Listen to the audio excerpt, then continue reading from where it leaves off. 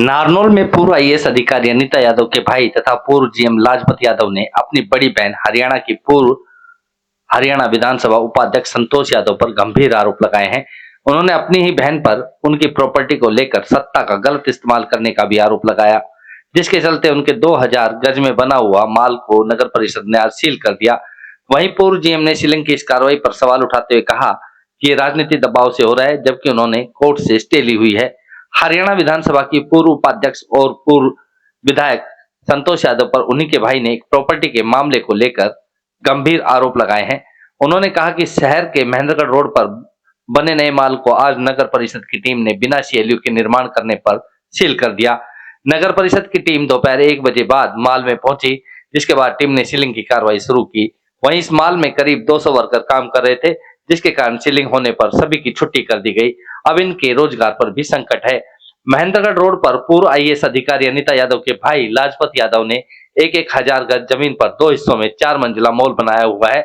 इस मॉल को बनते हुए करीब 7 साल हो गई है। 2 अक्टूबर से इस मॉल में पहली बार एक बड़ा शोरूम भी खुला था, जिसका लाखों रुपए का सामान सील होने के कारण मॉल के अंदर ही रह गया। हरियाणा विधानसभा के पूर्व उपाध्यक्ष संतोष यादव के भाई ने अपनी ही बहन पर राजनीति का गलत इस्तेमाल किए जाने के भी गंभीर आरोप लगाए। उन्होंने कहा कि उनकी बहन के चलते ही उनकी बिल्डिंग पर नगर परिषद द्वारा इस तरह की कार्रवाई की जा रही है, जबकि इस बिल्डिंग को लेकर मामला न्यायालय में भी विचाराधीन है। इस बारे में नगर परिषद के ईओ सुशील कुमार ने बताया कि इस मॉल को पहले भी सील किया गया था, जिसके बाद मॉल के मालिक ने कोर्ट का सहारा लिया था।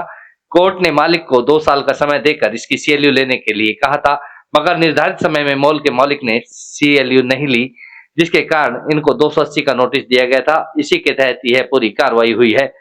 माल के मालिक लाजपत यादव ने बताया कि यह पूरा राजनीति से प्रेरित मामला है। उन्होंने कहा कि मॉल के पीछे ही बीजेपी का कार्यालय बन रहा है। भाजपा कार्यालय के लिए भी न तो सीएलयू ली गई है और न ही अन्य कागजात। उन्होंने बताया कि डीटीपी की ओर से कोई मास्टर प्लान भी जिले में नहीं है। ऐसे में डीटीपी को भी सीएलयू देने में समय लग रहा है। उन्होंने कहा कि उन्होंने कोर्ट से स्टे ली हुई है। कोर्ट से स्टे लेने के बावजूद यह पूरी कार्रवाई की गई है। आज ही दोपहर बाद इस मामले में तारीख भी है। उन्होंने कहा कि यह कोर्ट के आदेशों की अवहेलना है। उन्होंने पूरी कार्रवाई को गलत बताते हुए इसे राजनीति से प्रेरित बताया। ये बिल्डिंग मैंने 2019 में इसका नक्शा होप पास के थ्रू पास करवाया था। उसके बाद 2 साल का टाइम दिया 2021 तक। तो 2 साल पूरे होने तक मैंने कंप्लीट कर लिया था। एक ईओ ने आके कहा भाई ये बिल्डिंग है, ये गलत बनी हुई है, उसने इसको वो कर दिया था, सील कर दिया था। मैं कोर्ट में गया था, माननीय कोर्ट ने इनको डी सील का ऑर्डर कर दिया था और ये कहा था कि आप सीएलयू के लिए अप्लाई करो, तब तक के लिए कार्रवाई करेंगे।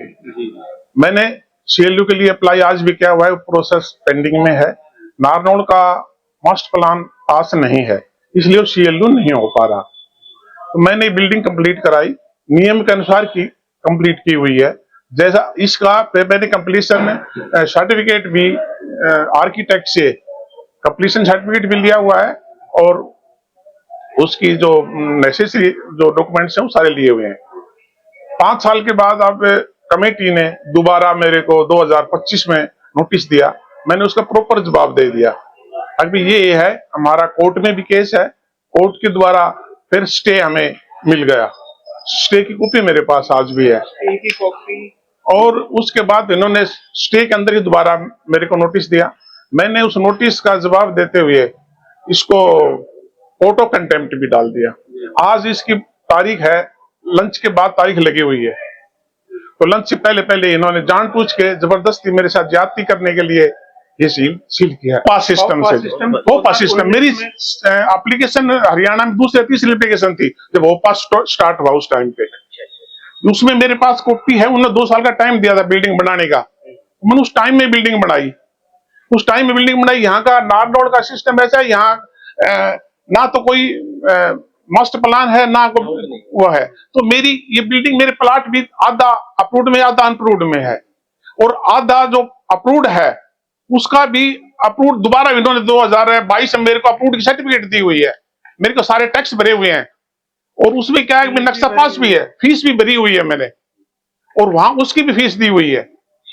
सीएलयू की भी फीस मैंने, सीएलयू प्रोसेस में है, सीएलयू की फीस मेरी जमा नहीं हुई है और वैसे प्रोसेस में है।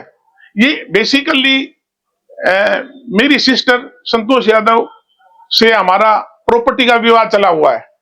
उन्होंने जानबूझ के पॉलिटिकली मेरे को हरेस्ट करने के लिए, मेरी प्रॉपर्टी को खुर्द-बुर्द करने के लिए उन्होंने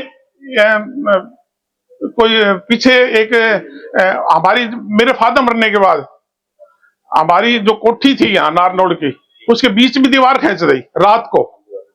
वो रात को खींचने के बाद में मैंने कंप्लेन की, मेरे खिलाफ ही उल्टी एफआईआर लॉन्च करवा दी। उसके बाद से विवाद बढ़ा हुआ है। अब इन्होंने पॉलिटिकल मैंने सारे इनके जवाब दे दिए, सब कुछ लीगली होते हुए। इसके बाद भी जैसे कि ये बीजेपी का ऑफिस है, ये मेरी बिल्डिंग से पीछे है, उसको तो ये कह रहे हैं भी ठीक है, मेरे साथ में बिल्डिंग बनी हुई है, साइड में बिल्डिंग बनी, सब जगह प्रॉपर्टी, सब जगह बिजनेस का काम चला हुआ है, पर सिर्फ मेरे को ही टारगेट बनाया जा रहा है, वो भी पॉलिटिकली टारगेट बनाया जा रहा है।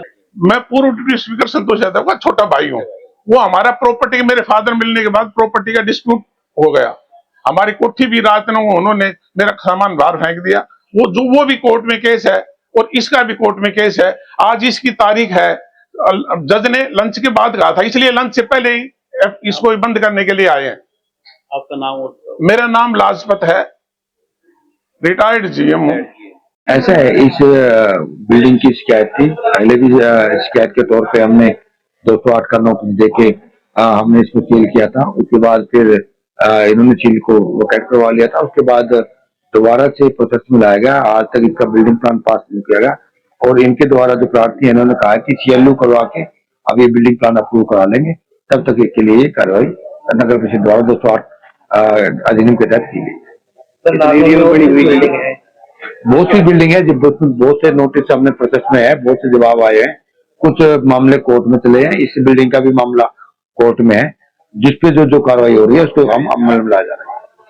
कितने एरिया बड़ी होती है ये टोटल एरिया तो लगभग ज्यादा, ये कितना स्क्वायर फुट है चाहिए? दो बिल्डिंग बनाना है, 1000 गज में 2000 स्क्वायर फुट है। शहर में अन्य चल रही है, अन्य बिल्डिंगों पर हम लगातार नोटिस जारी किए जा रहे हैं, उनको जवाब भी आ रहे हैं। बहुत से हमने पहले भी सील करके हैं और कुछ सीलिंग की प्रोसेस में अभी है। आपका नाम और आपका? मैं सुशील कुमार, कार्यकारी अधिकारी, नगर परिषद नारनौल।